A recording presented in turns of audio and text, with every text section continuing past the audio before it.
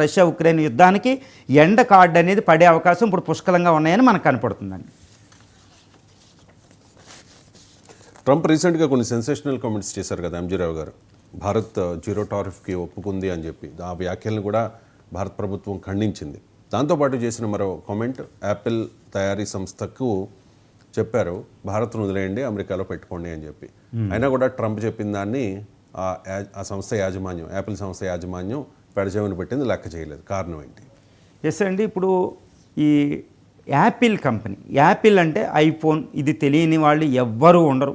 మామూలు వాళ్ళకు కూడా, భారతీయులందరికీ కూడా తెలుసు, ప్రపంచంలో అతిపెద్ద కంపెనీ నెక్స్ట్ జెన్ ఫోన్లు తయారు చేస్తూ ఉంటుంది. అంటే శాంసంగ్ ఇవన్నీ ఈ జనరేషన్ తయారు చేస్తుంది, 2 జనరేషన్ హెడ్ తయారు చేసేస్తూ ఉంటుంది. అందుకనే కాస్ట్ కూడా ఉంటుంది. ఇప్పుడు ఐఫోన్ ప్రో ఉంది. ఈ ఐఫోన్ ఏంటంటే ఇప్పుడు వరకు చైనాలో ఎక్కువ తయారయ్యేది, అమెరికా కంటే ఎక్కువ తయారవుద్ది. కానీ ఆ కంపెనీ హెడ్ క్వార్టర్ కాలిఫోర్నియా అండి.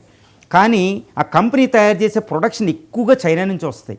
ఎందుకు వేరే కంట్రీలో ఉంటుంది చైనాలో అంటే చీప్ లేబర్ ఫోర్స్, ఒక తక్కువ ఖర్చుతో లేబర్ దొరుకుతుంది, మ్యానుఫ్యాక్చరింగ్ కాస్ట్ తక్కువ అనమాట. సో అక్కడ నుంచి అది ఎక్స్పోర్ట్ చేస్తూ ఉంటుంది, అమెరికా కూడా ఎక్స్పోర్ట్ చేస్తుంది.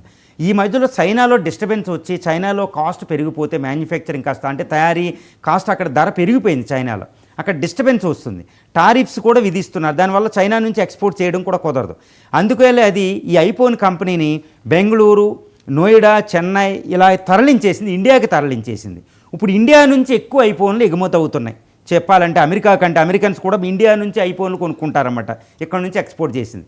ఈ మధ్యన ట్రంప్ గారు ఈ టిమ్ కుక్ అనమాట, యాపిల్ కంపెనీ CEO కలిస్తే ఆ టిమ్ కుక్కి ఆయన ఒక సలహా ఇచ్చారు. మీరు ఇమీడియట్గా ఇండియాలో ఎస్టాబ్లిష్ చేయడం ఏంటి, మీరు పెట్టి $22 బిలియన్ కంపెనీ అక్కడ పెట్టకండి, అమెరికా తరలించకండి అని ఒక రకంగా వార్నింగ్ ఇచ్చేసినట్టే. కానీ యాపిల్ కంపెనీ యాజమాన్యం టిమ్ కుక్ గారు మళ్ళీ తర్వాత వెంటనే స్టేట్మెంట్ ఇచ్చారన్నమాట, ఈ కంపెనీ మేము ఇండియాలోనే ఉంటుంది, ఇండియాలోనే తయారవుద్ది అని చెప్పేశారు. అంటే ఏంటి, ట్రంప్ గారు ఇచ్చిన వార్నింగ్ని కూడా పెడచెవిని పెట్టింది ఈ Apple company, especially Tim Cook గారు అనమాట. ఎందుకు ఇలా జరిగింది, అసలు ఏంటి, ట్రంప్ని వ్యతిరేకించే శక్తి ఏంటంటే ఈ ఐఫోన్ ఏంటంటే యాజమాన్యం బాగుంటుందండి, ప్రజాస్వామ్యం ఉంటుంది అమెరికాలో. ఈ టిమ్ కుక్ ఒకటే చెప్పారు, మాకు $22 బిలియన్ కంపెనీ మేము ఇండియాలోనే పెడతాం, ఇండియాలోనే చేస్తాం. ఎందుకు ఇండియాలోనే పెడతామని ట్రంప్కే వ్యతిరేకించాడంటే ఇక్కడ ఒకటి చాలా ముఖ్యమైన విషయం ఉందండి. ఒకటి, ఐఫోన్ తయారు చేయడానికి అయ్యే ఖర్చు ఇండియాలో చాలా చాలా తక్కువ, చైనా కంటే తక్కువ, అసలు అమెరికా కంటే చాలా తక్కువ. ఇప్పుడు అమెరికాలో ఐఫోన్ కాస్ట్ ఏంటంటే $1,400 ఉంటుంది. ఒకవేళ ఈ ఫోన్ అమెరికాలో తయారు చేస్తే ఇంకొక $300 నుంచి $500 పెరిగిద్దండి. ఇంకా అమెరికాలో అది చాలా పెరమైపోతుంది, చాలా కాస్ట్ పెరిగిపోద్ది అనమాట. కానీ ఇండియాలో తయారు చేస్తే ఈ $1,400 అమ్మవచ్చు. అదే చైనాలో తయారు చేస్తే ఇంకో $100 పెరిగిద్ది అక్కడ. సో తక్కువ కాస్ట్ ఆఫ్ ప్రొడక్షన్ ఉంటుంది, వీళ్ళకి లాభం కూడా పెరిగిద్ది. ఎందుకు ఇండియాలో తక్కువ అంటే చీప్ లేబర్ ఫోర్స్, ఈ ల్యాండ్ ఫ్రీగా ఉంటుంది, పవర్ ఉంటుంది. ఇండియన్ ఇన్ఫ్రాస్ట్రక్చర్ ప్రమోషన్కి మనం అంతా ఇస్తున్నాం, మీకు తెలుసు ల్యాండ్ ఇవన్నీ. సో ఇక్కడ ప్రొడక్షన్ ఆఫ్ ది కాస్ట్ చాలా తక్కువ, ఇక్కడ నుంచి ఎక్స్పోర్ట్ చేయడం కూడా ఈజీ. ఇండియా మీద టారిఫ్స్ కూడా చాలా తక్కువ ఉన్నాయి చైనాతో పోలిస్తే.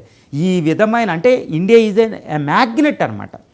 ఇది చాలా అట్లకు వర్తిస్తాయి. భారతదేశం ఇప్పుడు పెట్టుబడుల గమ్యస్థానంగా మారుతుంది, ఈవెన్ చైనాని అధిగమించి.